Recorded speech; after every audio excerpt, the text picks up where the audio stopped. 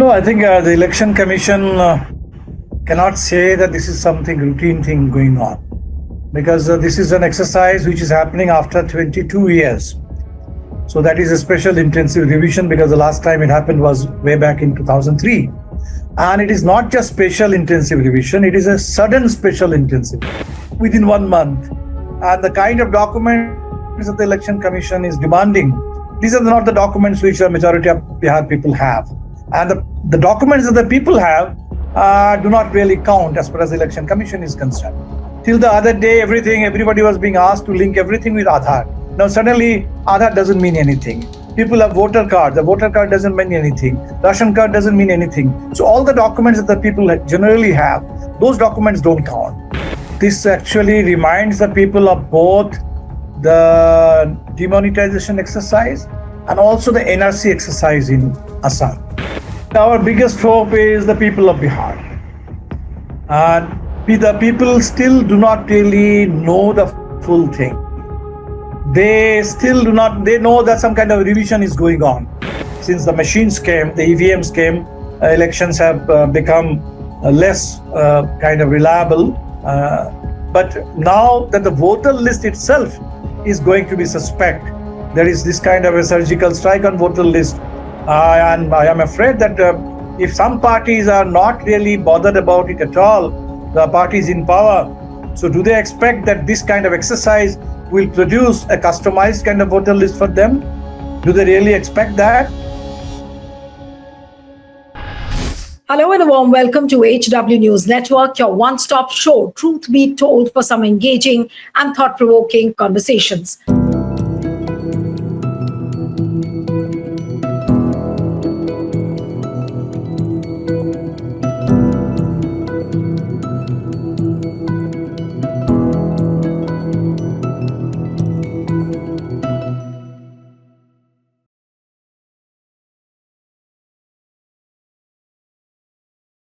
Now, fresh controversy has erupted in poll-bound Bihar over the ongoing special intensive revision of the state's electoral rolls, a process the Election Commission of India insists is legally mandated, even as the opposition parties allege it could end up deleted tens of lakhs of genuine voters, especially the poor, migrants, and those on the margins. If you look at the newspapers today, especially Indian Express, they have done a ground report as to how much the people are anxious on the ground, whether their citizenship will be taken away. If they don't have documents, what happens to the voting process? So on the ground, there's a lot of fear, especially amongst the poor migrants. Now, while the EC said that the revision happening after 22 years is in line with the Constitution and the Representation of the People Act, opposition parties claim that the timing is suspiciously close to the assembly polls and could skew the voter base. Now, if you remember, 2-3 days ago, the India Alliance leaders had met the Election Commission officials at their office in Delhi, but the meeting ended up in disappointment. It was an unfriendly meeting, and the leaders who came out, they said that the Election Commission was not ready to hear any of their points, any of their concerns. None of the concerns, in fact, were addressed. Joining me this evening is Dipankar Bhattacharya, who is the General Secretary of the CPI-ML. He was part of the India Alliance delegation, which went to the Election Commission. And Dipankar also works closely on the ground in Bihar. Thank you so much, Dipankar, for joining on HW this evening. And your first thoughts on whatever the Election Commission has been saying. And they say that it's totally in line with the Constitution, what is happening. But when you see the things unfolding on the ground, what is your assessment? No, I think the Election Commission cannot say that this is something routine thing going on, because this is an exercise which is happening after 22 years. So that is a special intensive revision, because the last time it happened was way back in 2003.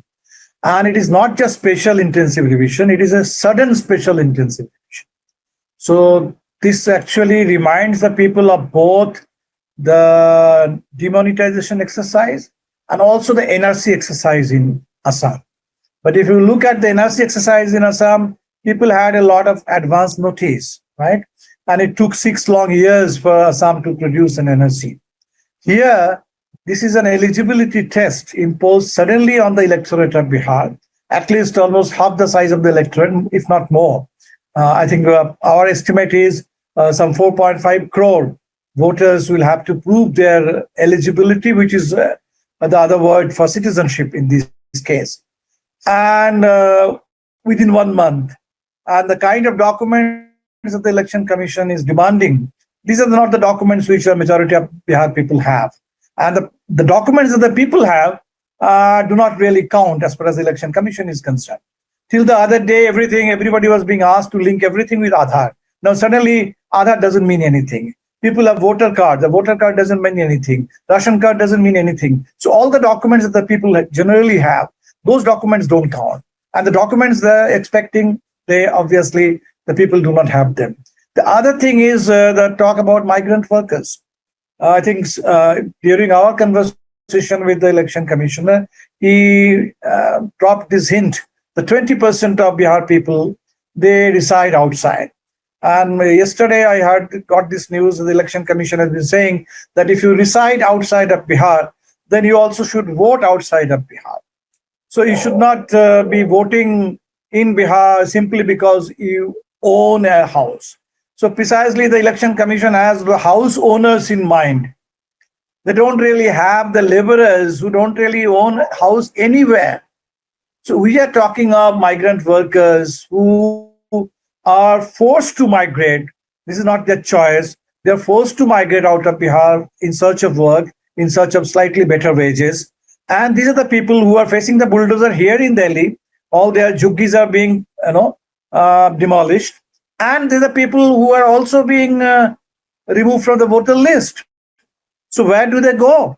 And I think this is the very soon. I mean, if really we are afraid that some 1 to 2 crore people, they will be affected. They are vulnerable today. And if 2 crore... No, I'm saying that given the fact that very little time is left now for the election dates to be announced, and this is a very short duration process, I think it'll get over in about a month's time. What can the India Alliance leaders now do? We were hearing reports that India Alliance is planning to go to the court. What is the hope you have? Can this process be stalled? Today, I was looking at the tweet by K.C. Venugopal and several Congress leaders that this is a very skewed process. It should be stopped anyhow. So are you thinking of stalling the process? Are you thinking of going to the court? What is the plan of India Alliance? Our biggest hope is the people of Bihar. The people still do not really know the full thing. They still do not, they know that some kind of revision is going on. They still do not know that their Aadhaar card won't really help them in any way. They still don't know that their voter card won't really come to their rescue, that their ration card won't really be helping them. And that migrant workers are vulnerable, they're going to lose their names in voter list. So I think the moment the people of Bihar, they get a full idea as to what is in store, what is at stake, so the people will definitely react with all their strength. And I believe that is the best hope that you can have against this kind of a surgical strike on universal adult franchise. The court is, of course, another option. That's an interesting comment you made. You said that this is a surgical strike on the universal adult franchise in Bihar. Precisely. And this is beginning with Bihar, and this is going to be replicated across the country. And this is the Election Commission has said as much in their circular. So this is just an experiment which has begun with Bihar, but this will be across the country. But do you think that this is a new methodology which the ruling party has adopted? Because I was speaking to several election data scientists who were explaining the process, and then they said that now Election Commission is aware of the fact that people have understood the skewed up games played by the Election Commission and BJP, which they did with Form 7, with Form 8, with Form 17C earlier. So now this time they have devised a new methodology, and that is through these enumeration forms and asking for documents from the people. So do you think that this is a new methodology to steal the votes? I mean, stealing the votes comes later. This is first, I think, the voter list. When you are saying stealing the vote, that is votes which have been cast. But here, people are going to be eliminated at the stage of preparation of voter list itself. And I think now, probably earlier, it is the parties which were getting, some idea of as to what is going on. But now the people, the voters themselves, they will now realize that this is at stake. This is what the election process is going to be reduced to.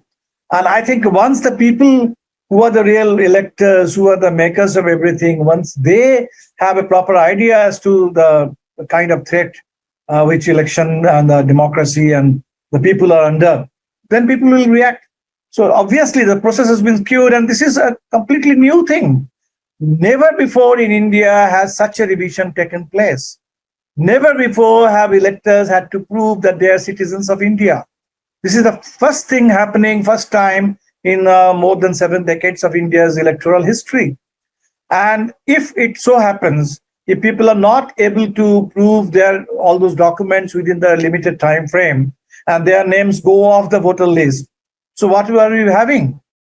The Election Commission says, well, we are not dealing with citizenship. We are only dealing with the eligibility of electorate eligibility. Fine. So which means that if there is a large-scale disenfranchised, so we are going to have a huge category of disenfranchised citizens.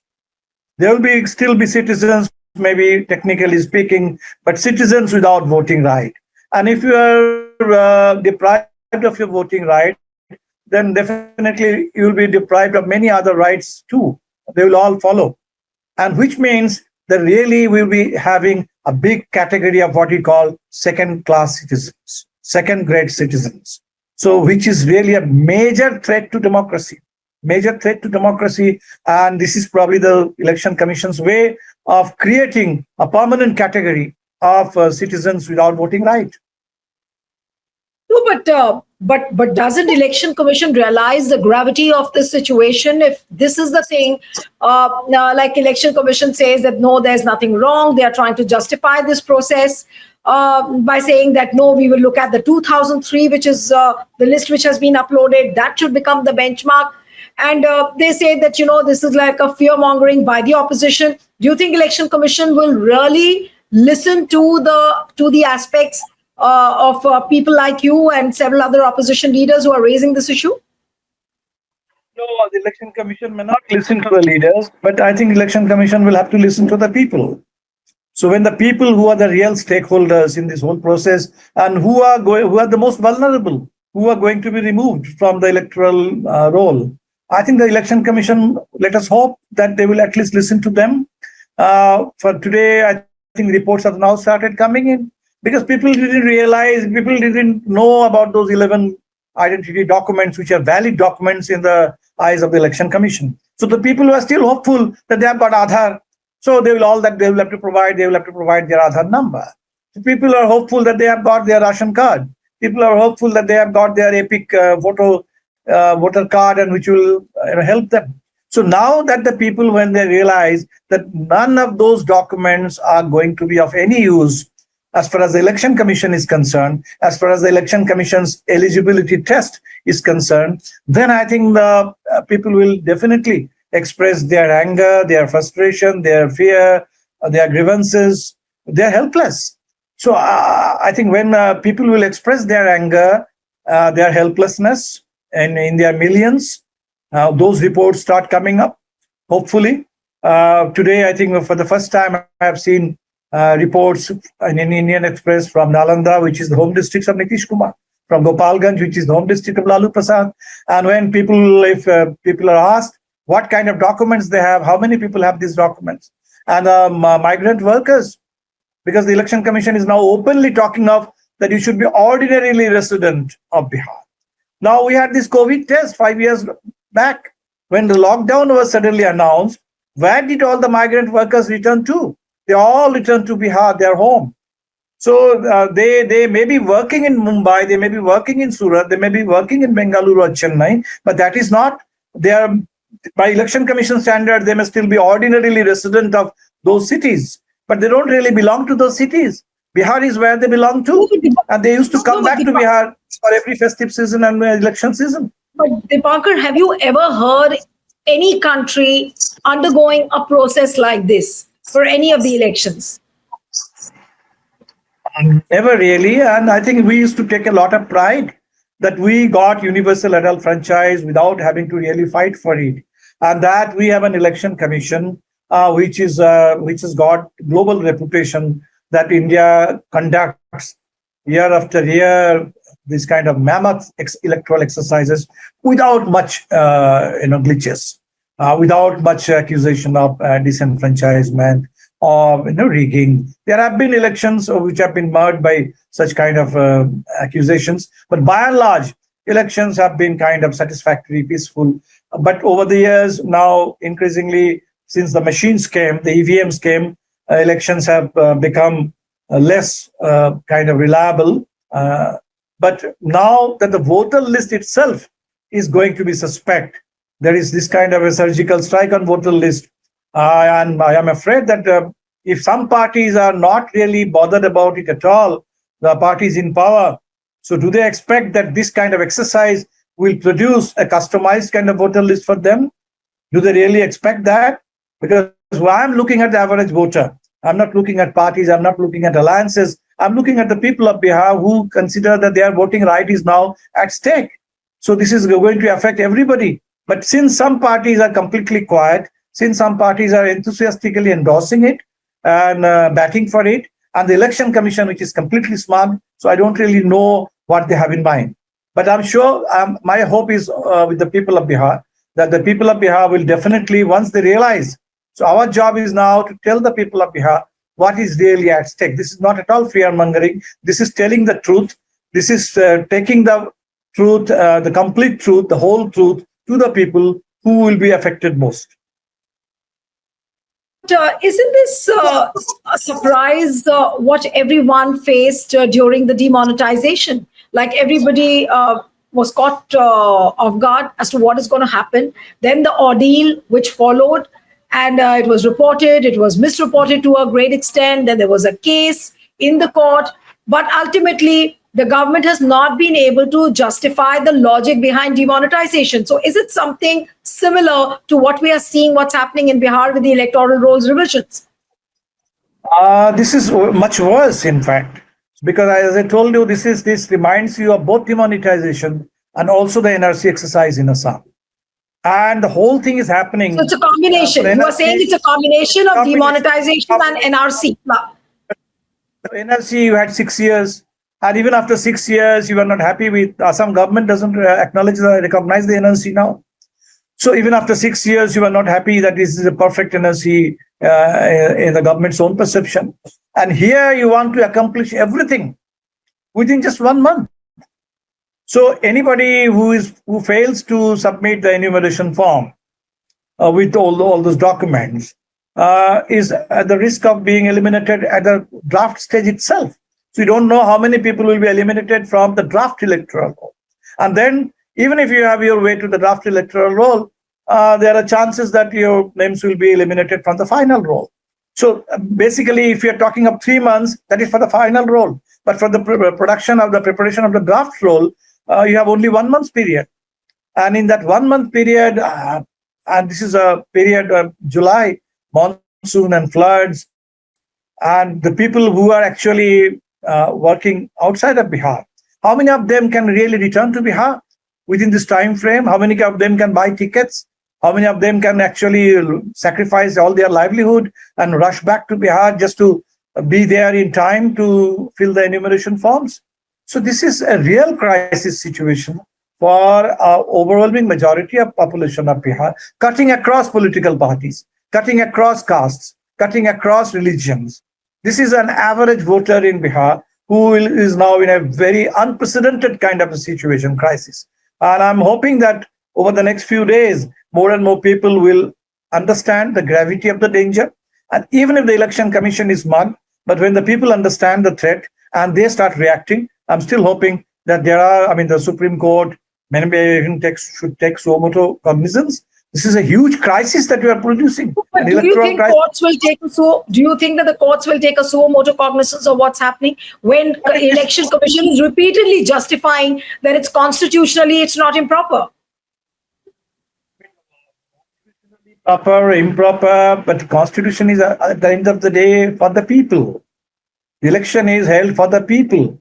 And when the people on the ground, in real time, real people, living people, when they are affected in such a huge way, I think this is a perfect case for even the Supreme Court to take suo motu cognizance of it. After all, this is concerns the most fundamental right in the Constitution, and it concerns one of the cornerstones of Indian Constitution, universal adult franchise. So I don't really know if the Supreme Court will take suo motu cognizance or if somebody is going to approach the court. This is something parties are also considering, and we have to take a call. But I think every live institution, every democratic, the media, every institution which is live in this country, should be responsive to this crisis of people. And it is not just a matter of Bihar. Whole of India is looking, because this year there is only one election. And if Bihar election is being used for this kind of a disastrous experiment, and this is going to be the new normal, the new benchmark for elections to follow in other states. So this is going to be replicated across India. So the whole of India should take note. So everybody should be, alert and should take note. This is a huge national crisis. The parliament is going to sit, I think, from 21st July onward. Bihar Assembly will be meeting. So there are scopes. I think all these institutions, they will have to respond. So No, I'm but hoping that 21st July. No, but if the India Alliance is waiting for the monsoon session to start from 21st July, it might be too late, because 25th June the exercise has begun. 25th July they're going to end. It was a 1-month exercise, and how much time would you be left? And then the dates will be announced. So what happens to the voters then? Nobody is waiting. Actually, the people have already started moving. On this 9th of July, there will be an all India strike. Basically, the strike has been called by the trade unions. It is about the labor codes, right? But in Bihar now, the migrant labor, the unorganized labor, they are the ones who are going to lose their voting right. So I think this question of defending the right to vote, especially of the working class, the migrant workers and the unorganized workers in Bihar, so definitely this is going to become the focal point of the July 9 All India strike, especially in Bihar. So I'm sure the people of Bihar are going to respond in a big way. And there will be programs to follow. There will be marches. There will be protests in every district. I think the ERO will also have to listen to the people. The Bihar State Election Commission, the Chief Electoral Officer, will have to listen to the people of Bihar. So I'm sure the people have started picking up, because, even now, a lot of people say that they haven't got the enumeration forms. So the enumeration forms have just started reaching the people. A lot of people don't yet know about the documents. They only think that this is just some kind of an intensive revision. So, okay, fine. There will be some kind of physical verification. So they are thinking just in terms of physical verification. They don't really know that the physical verification, it is not just physical verification. This is a documentary, some kind of a scrutiny. And you will be expected to produce documents which you don't possess. The Election Commission was trying to console us that don't worry, that people will not have to run around. So we'll have volunteers. The elderly people, they will not have to run around with all the documents. But the volunteers, how are they going to produce the documents? If you don't really have the documents, is there any magic that the volunteers or the BLAs, they can produce the documents, non-existent documents with a magic wand? Nobody has a magic wand now. So I think it is a real crisis, and the degree of the crisis will become clearer with every passing day. Well, let us hope that there will be more ground reports in the print media, in the television media, and the social media, and it becomes a major issue for the whole country.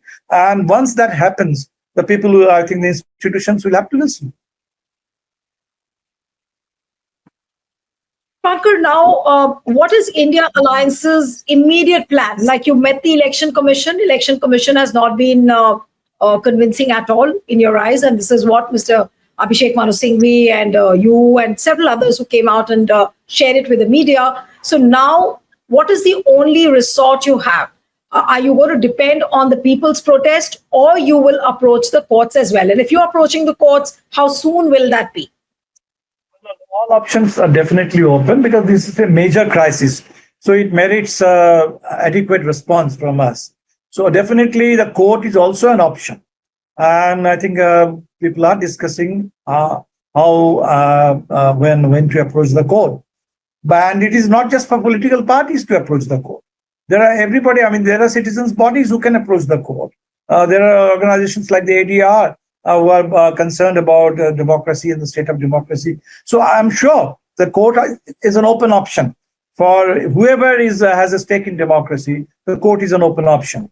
But for us, political parties representing a good section, majority of the people of Bihar, almost if you go by the 2020 election result, even if you just look at the votes cast, we have just 12,000 votes less than NDA. So half of Bihar, we represent half of Bihar, at least the electorate, in terms of cast votes.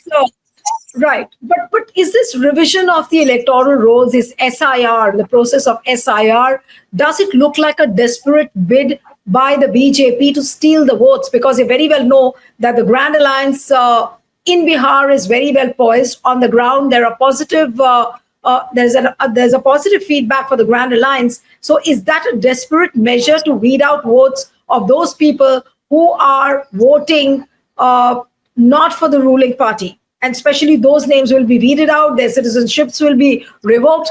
Do you see the steps going in that direction? I'm sure if the government was really confident, they have been in power 20 years in Bihar. Since 2014, you have a government in Delhi as well. It's a double engine kind of government. So if they were really sure that they have their track record, which merits a re-election, which will be readily endorsed by the people of Bihar, then definitely I think the Election Commission, and I'm not sure if the Election Commission really had some consultation with those parties, because they seem to be supporting the move. We are not consulted. So definitely, if they were really satisfied and sure of their performance, they would not have probably pushed the people of Bihar into this kind of a crisis situation. So it may be because till the other day, I think the previous election commissioner, chief election commissioner, he was even suggesting some kind of remote voting to involve migrant workers. The Bihar, there was this kind of heavy outreach organized by the BJP to reach out to migrant workers. This year, Bihar Divas was organized more outside of Bihar than probably within Bihar. So the BJP, every BJP ruled government, they were organizing these huge kind of events involving migrant Bihari citizens. And now suddenly the discourse has changed. Suddenly they are being told that you are not ordinary residents of Bihar and you should better be voting in Delhi, in Bombay, where you live. And you should not be thinking of going back to Bihar to cast your vote. So suddenly why there is this kind of a massive change?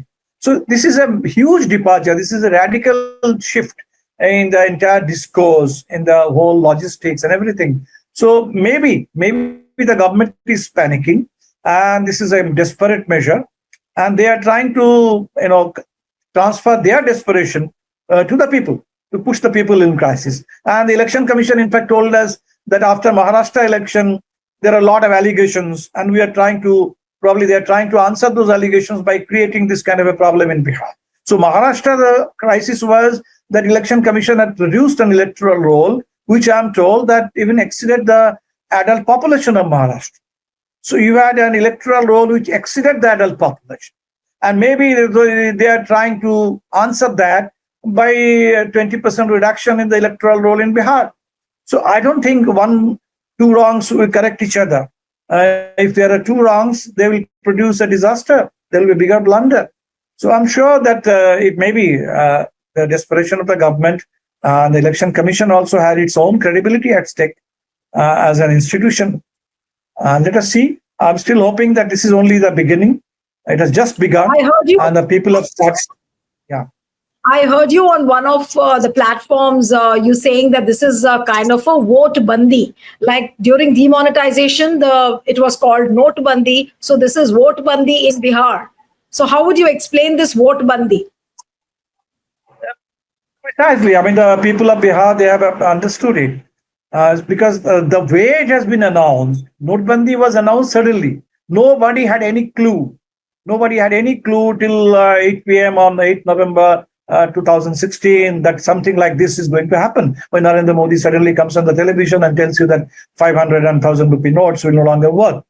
Nobody had any clue till 24th June of the Election Commission circular, when the Election Commission suddenly tells you that from tomorrow, 25th June onward, a special division will be underway. So the suddenness with which the Election Commission announced it, so that reminded everybody of Notbandi. and this is vote bandi. So I think the parallel is very easy. And now people have also started understanding that this is also akin to the NRC, because they are talking of citizenship, they are talking of eligibility, and many people will not be able to actually prove their eligibility in terms of those documents. In terms of those documents, they will not. There will be many anomalies. There will be many anomalies out. So they are saying the 2003 voter list, electors, they will be presumed to be citizens, and the children of the 2003 electors, they will not have to prove the record, birth record or place of birth or date of birth of their parents. Fair enough. But what about the children if they cannot produce these kind of documents? So you will find a situation, a very anomalous situation, where the parents will be on the voter electoral roll and the children will be out of the electoral roll. So you will have any kind of anomalies possible now. Very kind of, it will be complete travesty, complete mockery of any logic. So let's see. People have understood it, vote bandi. People are also now realizing that, because NRC, there was a major campaign against NRC, NPR, and in Bihar we had a march to assembly during the NRC NPR days, and the Bihar Assembly had adopted a resolution against this NPR NRC thing. So I'm sure that people have some awareness of what NRC really means in Bihar too.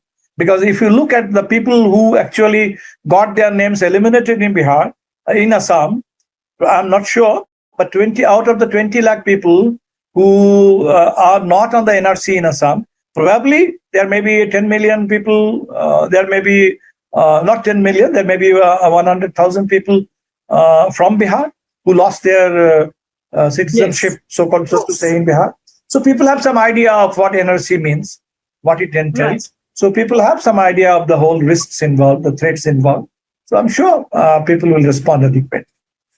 Absolutely. And what is unfortunate, one doesn't understand what the government is gaining, what the ruling party is really gaining by putting crores and crores of people in Bihar to such a chaos. And what is it going to result into? You are going to disenfranchise the people, you're going to put them out of the voting process, you are going to keep them devoid of their voting rights, for which one has labored for years and years to put the democracy in place. And here, in one stroke, with one circular, that there is going to be a special intensive revision of the electoral rolls in Bihar, and likewise it's going to be extended in so many other states. By one stroke of that circular, you upend the entire democratic process. So one has to apply logic, one has to ask questions, and repeatedly, which is the reason why I am putting up this team on this subject. And almost on an everyday basis, we are picking up this issue and talking to many people as to what it really means for India at this point of time.